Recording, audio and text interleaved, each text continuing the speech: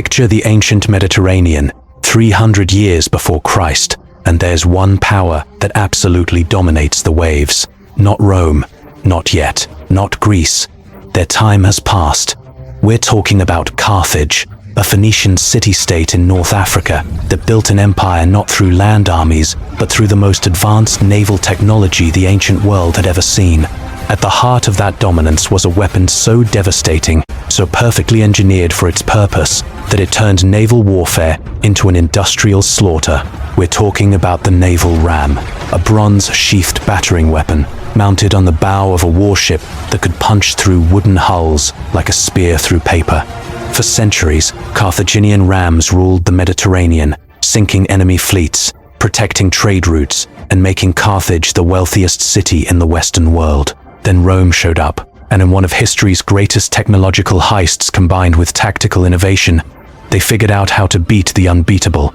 This is the story of Carthage's secret weapon, how it dominated Mediterranean naval warfare, and how Rome eventually turned that dominance into defeat. Let's start with why naval power mattered so much in the ancient Mediterranean. The Mediterranean Sea was the highway of the ancient world. Moving goods by sea was 10 times cheaper than moving them by land, sometimes more. Cities that controlled sea routes controlled trade, and trade meant wealth, which meant power. The Mediterranean connected 3 continents, dozens of civilizations, and hundreds of city-states. Whoever controlled the sea controlled everything else, and for centuries, that meant Phoenician sailors and their descendants in Carthage. The Phoenicians were the ancient world's master mariners. They came from cities like Tyre, Sidon, and Byblos in modern Lebanon, and they'd been sailing the Mediterranean for over 1,000 years before Rome was even founded.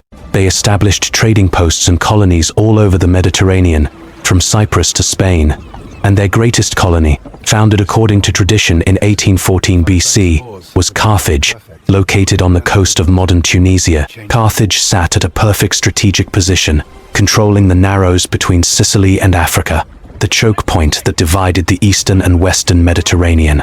From that position, Carthage inherited Phoenician naval technology, improved it, and built a maritime empire that controlled North Africa, southern Spain, Sardinia, Corsica, and western Sicily. At the heart of Carthaginian naval power was the warship they'd perfected, the quinquereme. Now, ancient warship classification is confusing because the names trireme, quadrireme, quinquereme don't mean what you think. A quinquereme doesn't have 5 banks of oars stacked on top of each other like some ridiculous floating apartment building. That's physically impossible. The names refer to how the rowers were arranged. A quinquereme had 3 banks of oars but with multiple rowers per fier on the upper banks. The exact arrangement is still debated, but most historians think the top 2 banks had 2 rowers each, and the bottom bank had 1 rower per oar, giving you 5 rowers per vertical section. Hence, quinquereme. These ships were purpose-built weapons. A typical Carthaginian quinquereme was about 45 meters long and 5 meters wide. They sat low in the water for speed and maneuverability. They had crews of about 300 rowers, plus 120 marines and sailors, and mounted on the bow, at the waterline, was the ram. The ram was the ship's primary weapon, a bronze-sheathed wooden beam that extended forward from the bow, reinforced with internal timbers that ran the length of the ship to distribute impact force throughout the hull. When you rammed an enemy ship, you weren't just hitting them with the bow, you were hitting them with the momentum of your entire vessel. All the force channeled through that bronze point. The engineering was sophisticated and represented centuries of accumulated shipbuilding knowledge. The ram itself wasn't just a pointed piece of bronze stuck on the front of a ship. It was a carefully designed weapons system integrated into the entire vessel's structure. The ram extended from the bow at the waterline, usually projecting about 2 to 3 meters forward from the ship's actual hull. The core was hardwood timbers, typically oak or similar dense wood, shaped into the ramming profile and reinforced with internal bracing that connected directly to the ship's keel and main structural members. This meant when the ram struck an enemy ship, the impact force was distributed throughout the entire hull, rather than concentrating at the bow where it would cause structural failure. The bronze sheathing that covered the ram was typically 5 to 10 centimeters thick and was cast in sections that were fitted together and often pinned or brazed into a single piece. The bronze served multiple purposes beyond just being hard. First, it protected the wooden core from water damage, marine growth, and rot. Second, its weight, several hundred kilograms, helped keep the bow low in the water for better ramming angles. Third, and most cleverly, bronze was chosen for its specific material properties. It was hard enough to splinter and penetrate oak planking, but soft enough that it would deform rather than shatter on impact. Iron would have been harder, but more brittle.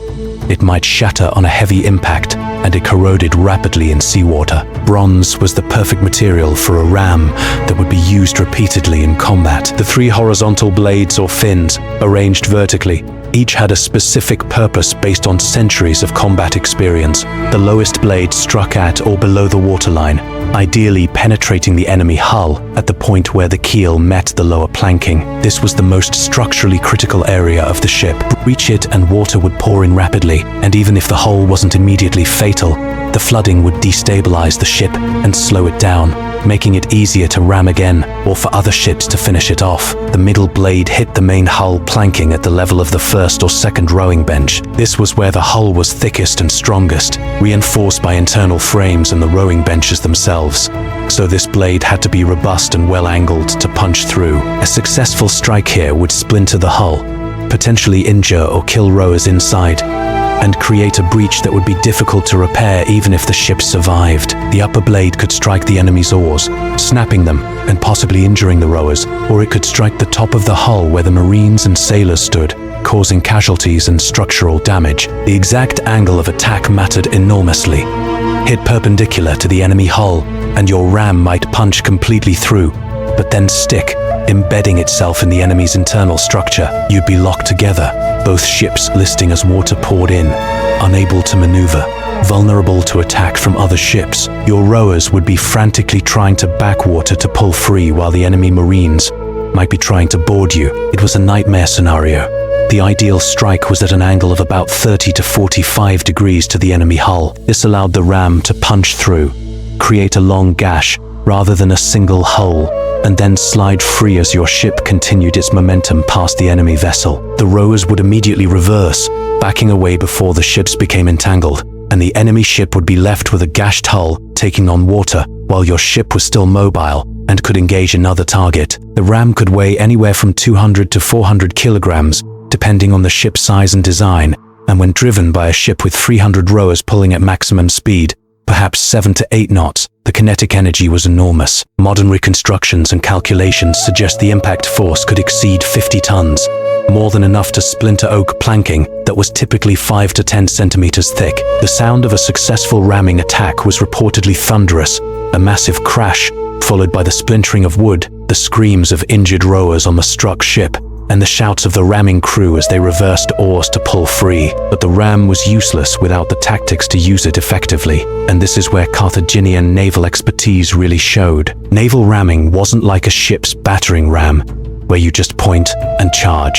Ancient warships were fragile. Ram head-on at full speed and you might punch through the enemy, but you also might stick your ram in their hull and not be able to pull it out, leaving you locked together while both ships sink, or your ram might shatter, or your own ship's bow might crumple from the impact. Ramming required precision, timing, and technique. The standard Carthaginian ramming attack came from the side or quarter, not head-on. A quinquereme would approach at an angle, building up speed with the rowers pulling hard. At the last moment, the helmsman would turn to present the ram to the enemy's flank, while the ship still had momentum. The ram would strike the enemy hull at an angle, punch through, and then the Carthaginian ship would reverse oars immediately, backing away before getting entangled. The goal was hit and run, strike, damage, or sink the enemy. Withdraw and repeat. Carthaginian crews trained constantly in these maneuvers. They could execute complex fleet formations, coordinated attacks, and tactical withdrawals that required every rower to know exactly when to pull, when to back water, when to rest. It was like synchronized swimming, except with multi-ton warships armed with bronze battering rams. The other key tactic was the deklus, a Greek word meaning sailing through and out. A Carthaginian squadron would form a line and row at high speed toward an enemy formation, looking for gaps between enemy ships. When they found a gap, they'd shoot through it, turn sharply, and ram the enemy ships from behind or the side where they were vulnerable and couldn't maneuver effectively. It required incredible coordination and seamanship. Your rowers had to maintain formation while rowing at attack speed. Your helmsman had to thread a gap that might be only a few meters wider than your ship, and you had to time your turn perfectly to hit the enemy before they could react. Screw it up, and you'd collide with your own ships, or present your vulnerable flank to enemy rams. Get it right, and you could destroy an enemy fleet that outnumbered you. Carthage used this naval superiority to build and maintain an empire. They controlled the richest silver mines in Spain, shipping precious metals back to Carthage. They dominated the tunny fish trade, controlling fishing grounds and processing facilities. They traded tin from Britain, amber from the Baltic, grain from Sicily and North Africa, purple dye from Murex shells, manufactured goods from Carthage's workshops. They established trading monopolies and destroyed competitors who challenged them. There are accounts of Carthaginian ships ramming and sinking merchant vessels that tried to enter Carthaginian-controlled waters without permission. They allegedly sank Greek exploration ships that tried to sail beyond the Straits of Gibraltar to protect their Atlantic trade routes. Carthage wasn't just wealthy. They were ruthless about protecting the sources of that wealth. For centuries, nobody could challenge Carthaginian naval dominance.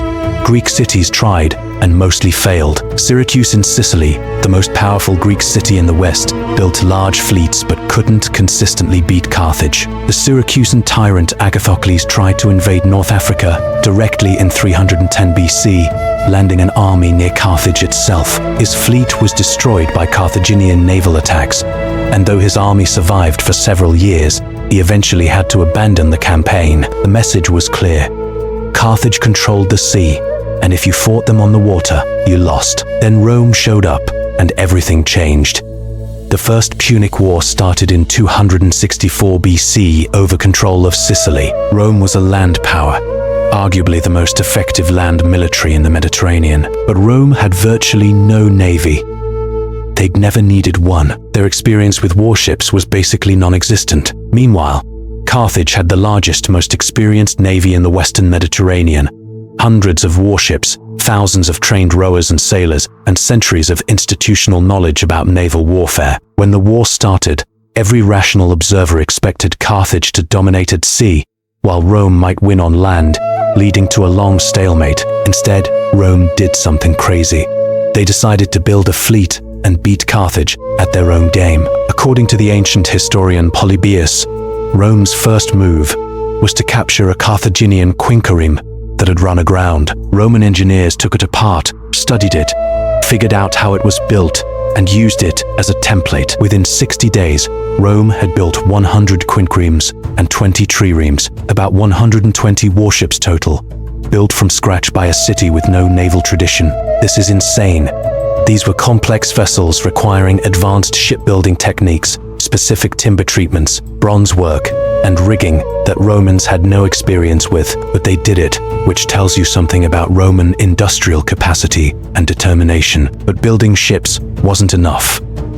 Roman crews didn't know how to row in formation, how to execute ramming attacks, how to maneuver in combat. Carthaginian crews had been training for these skills their entire lives, often from childhood. Romans were starting from zero. In any normal naval engagement, Roman ships crewed by inexperienced rowers would be outmaneuvered, outfought, and sunk by Carthaginian quinqueremes. Rome needed to change the rules of naval warfare entirely, so they invented the corvus. The corvus, Latin for raven, was one of history's great battlefield innovations. It was a boarding bridge, about 11 meters long and 1.2 meters wide, with a heavy spike or hook on the end. The bridge was mounted on a pole on the Roman ship's bow and could rotate 360 degrees and be raised or lowered. In combat, when a Roman ship got close to an enemy vessel, the crew would drop the corvus. A heavy spike would slam down onto the enemy deck, penetrating the wood and locking the two ships together.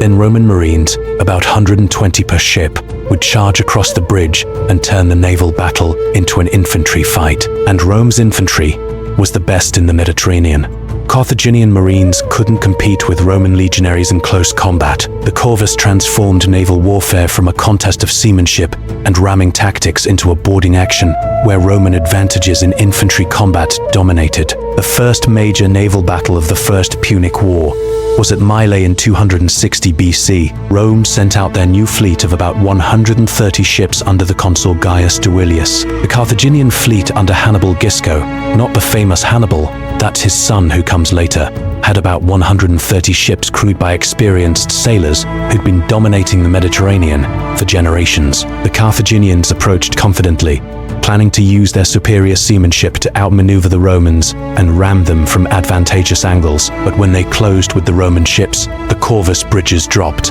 the spikes slammed into Carthaginian decks, and Roman marines poured across. Ship after ship was boarded and captured. The Carthaginians had never seen anything like it. Their rams were useless if they couldn't maneuver away after striking. Their superior seamanship meant nothing if the battle turned into an infantry fight. The Romans captured or sank about 50 Carthaginian ships, including the flagship. It was a disaster for Carthage and a shocking victory for Rome. But here's what people miss about this story. The corvus didn't make Carthaginian rams obsolete. It was a clever counter to ram tactics, a tactical innovation that exploited a specific vulnerability, but it had serious drawbacks that limited its long-term effectiveness. The corvus was heavy, maybe a ton or more of wood, bronze fittings, and the heavy spike, all of it mounted high on the bow above the deck. This made Roman ships top-heavy and less stable in rough seas, a significant problem in the Mediterranean, where sudden storms were common and deadly. It made them slower because the added weight increased drag and required more effort from the rowers to maintain speed. It made them less maneuverable because the weight distribution affected turning radius and responsiveness to the helmsman's steering. In calm conditions and close quarters when the corvus could be deployed effectively, Roman ships dominated, but in storms or rough seas, that top-heavy design was actively dangerous, making ships more likely to capsize or founder. And Carthaginian commanders, after their initial shock at Mylae, learned to adapt their tactics. They started avoiding close combat with corvus-equipped ships, using their superior speed and maneuverability to strike from range with rams and withdraw before the corvus could be deployed, effectively negating Rome's tactical advantage through better seamanship. The war seesawed. Rome won major naval victories at Myla, Solsi, and Ecnomus, the last being one of the largest naval battles in ancient history, with perhaps 680 ships engaged total, and Roman sources claiming over 250,000 men participating. The corvus was decisive at Ecnomus, allowing Rome to destroy or capture about 94 Carthaginian ships. Rome then invaded North Africa with an army under Marcus Atilius Regulus, but Carthaginian naval power wasn't broken. In 255 BC, a Carthaginian fleet defeated a Roman fleet off Cape Bon, and then a massive storm destroyed most of the Roman ships, evacuating the defeated army from Africa. Rome lost perhaps 280 ships and 100,000 men in the storm. It was one of the worst naval disasters in history. Rome rebuilt. They built another fleet. They lost that fleet to another storm off Sicily. Perhaps 150 ships and 20,000 men. They built another fleet. The corvus was increasingly abandoned because too many ships were being lost to storms, and Roman shipbuilding was improving to the point where Roman crews could compete with Carthaginians in maneuverability. By the war's end, Roman naval tactics relied less on the corvus and more on proper ramming tactics, learned through experience. The decisive naval battle came at the Aegates Islands in 241 BC. The Roman fleet under Gaius Lutatius Catulus had about 200 quinqueremes, newly built and crewed by sailors who'd learned naval warfare the hard way over 20 years of war. The Carthaginian fleet under Hanno had about 250 ships, but they were heavily loaded with supplies for Carthaginian armies in Sicily, and many ships were understaffed because Carthage was running out of money and trained crews. The Romans attacked at dawn as the Carthaginian fleet approached Sicily. The Roman ships, lighter and faster, used ramming tactics they'd learned from fighting Carthage for 2 decades. They sank or captured 120 Carthaginian ships. It was a crushing defeat that ended Carthaginian ability to supply their forces in Sicily. Carthage sued for peace, ceded Sicily to Rome, and paid a massive indemnity. But Carthaginian rams hadn't lost their effectiveness.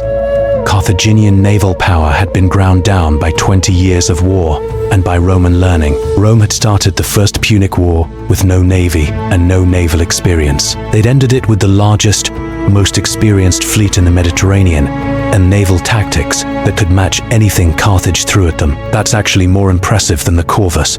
The Corvus was a clever innovation that won some early victories, but the real achievement was Rome learning naval warfare from scratch and matching Phoenician expertise that had been developing for over 1,000 years. The Second Punic War 20 years later saw less naval combat because Hannibal invaded Italy by land and Rome controlled the seas. Carthaginian naval power had never fully recovered from the First Punic War. They'd lost too many ships, too many experienced crews, and too much wealth. In the Third Punic War, Carthage barely had a navy at all. The final siege of Carthage in 146 BC saw the city hold out for 3 years through sheer desperation, but there was no Carthaginian fleet to break the blockade. When Rome finally breached the walls, they destroyed Carthage completely, killed or enslaved the population, and supposedly salted the earth so nothing would grow there again. But the legacy of Carthaginian naval rams didn't end with Carthage. The ram remained the primary naval weapon throughout the ancient world for centuries after Carthage fell. Roman warships used rams. Greek ships used rams. The ram-equipped quinquereme and trireme remained the standard warship design until the late Roman Empire. The tactics Carthage had perfected, the Diclus maneuver, the angled ramming attack, the emphasis on speed and maneuverability, these became standard naval doctrine taught to Roman and later Byzantine sailors. The Battle of Actium in 31 BC, where Octavian defeated Antony and Cleopatra and became Augustus' first Roman emperor, was fought primarily with ramming tactics that would have been familiar to Carthaginian sailors. 3 centuries earlier, the naval ram as a primary weapon only became obsolete with the development of effective naval artillery in the 16th, 17th centuries AD. That's over 1,500 years of dominance. The design was that good, that effective, that perfectly suited to ancient Mediterranean naval warfare. Carthage didn't invent the ram. The Greeks had used rams for centuries, but Carthage perfected it, built a maritime empire with it, and forced Rome to become a naval power to defeat them. So what's the lesson here? Carthage's secret weapon wasn't really secret. Everyone knew about naval rams. The Greeks used them, the Egyptians used them. Various Mediterranean powers used them. What made Carthage dominant was expertise, the thousands of sailors and rowers who'd trained their entire lives, the institutional knowledge passed down through generations, the shipbuilding infrastructure that could produce hundreds of warships, and the wealth to maintain a large fleet. That's what Rome had to overcome, and they did it through industrial capacity, building ships faster than Carthage could sink them, through tactical innovation, like the Corvus that changed the rules, and through sheer stubborn determination to learn a completely new form of warfare. The Corvus was important. It won early battles and gave Rome time to develop real naval expertise. But it wasn't what defeated Carthage's rams. What defeated them was Rome learning to use rams just as effectively as Carthage did, outbuilding Carthaginian shipyards and grinding down Carthaginian naval power through attrition over 2 decades. By the end of the First Punic War, Rome had lost perhaps 700 warships to combat and storms. They just kept building more until they won. That's not a secret weapon.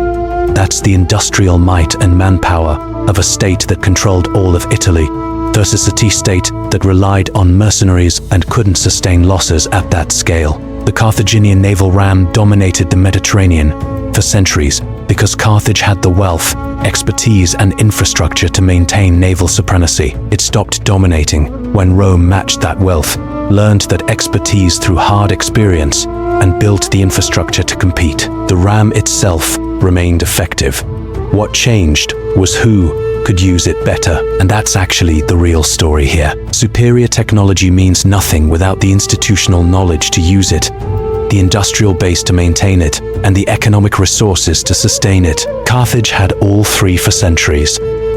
Then, Rome developed all 3 in 20 years of brutal warfare, and that's why Rome won the Punic Wars and why we speak Latin-derived languages instead of Punic today. The naval ram is just a bronze-seathed battering weapon mounted on a ship's bow. What made it powerful was everything around it. The ship's designed to use it effectively with reinforced bows and optimized hull shapes. The crews trained from childhood to execute complex maneuvers under combat stress. The tactics developed over generations through trial and error in actual warfare.